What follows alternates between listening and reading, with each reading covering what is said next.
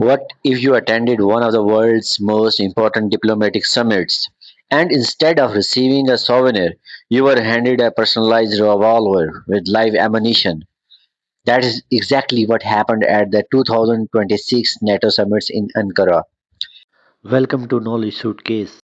Turkish President Recep Tayyip Erdogan surprised every NATO leader with an engraved Turkish-made .357 caliber Magnum revolver, complete with ammunition and an export authorization letter. The unusual gift immediately sparked global headlines, diplomatic debates, and security concerns. But why would Turkey choose a gun as a diplomatic gift? Was it simply a collector's item, or was Ankara sending a much deeper strategic message? Let's find out.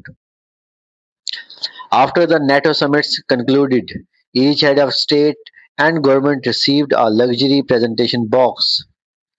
Inside was a Turkish-made Gumose .357 Magnum caliber revolver, six live cartridge, the recipient name engraved on the firearm, an official export authorization, a signed copy of President Erdogan biography.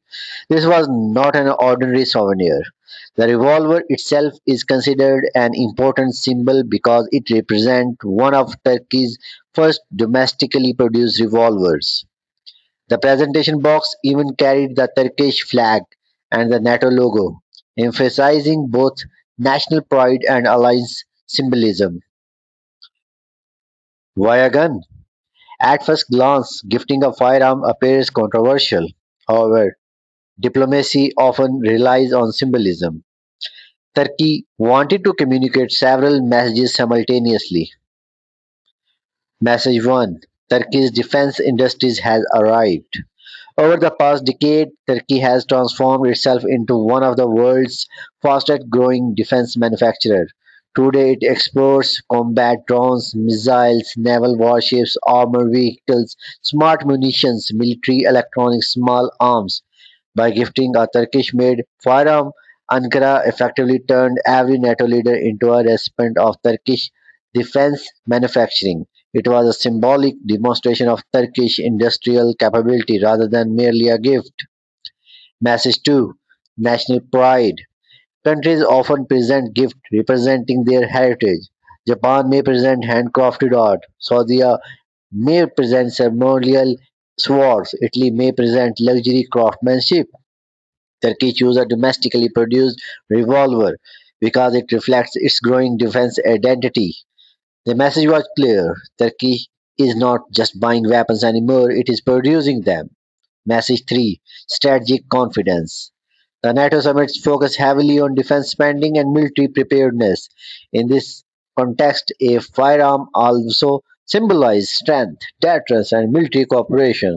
Rather than a symbol gift, it reinforced the summit's central theme: security. Diplomatic effects of such gifts. Diplomatic gifts are never random. Every object carries political meaning. This revolver generated several diplomatic effects.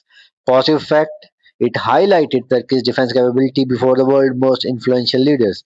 It created enormous global media attention. Millions of people who never discussed Turkey firearms suddenly learned about them.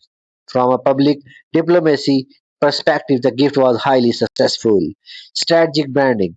Imagine receiving a luxury item personally engraved with your name that creates a lasting memory. Whether leaders display it in museum or official collection, Turkey's defense industry remains attached to that memory. This is form of national branding. Soft power meets hard power. Normally, countries use cultural gifts. Turkey instead blended diplomacy with military symbolism. Political scientists sometimes describe this as a combining soft power, the ability to influence through image and prestige, with hard power represented by military capability. The result was a gift that people are still discussing. The controversy: not everyone viewed the gift positively. Many NATO countries have strict firearms law. Several leaders faced legal and logistical complications after returning home. Some transferred the revolver to police or government authorities. Others chose to have the firearms deactivated or plan to donate them to museums instead of keeping them personally. This illustrates an important lesson. A diplomatic gift that carries one meaning in the host country may be interpreted very differently abroad. Did the gift change NATO politics? No. The revolvers did not alter NATO politics or alliance decisions. However, they succeeded in putting Turkey at the center of international conversation. Instead of people discussing communicates only summits communications, many were also discussing Turkey's defense industry and diplomatic style. From a communication standpoint, the gift achieved remarkable visibility. Whether one views it as a bold diplomacy or unnecessary controversy depends on perspective.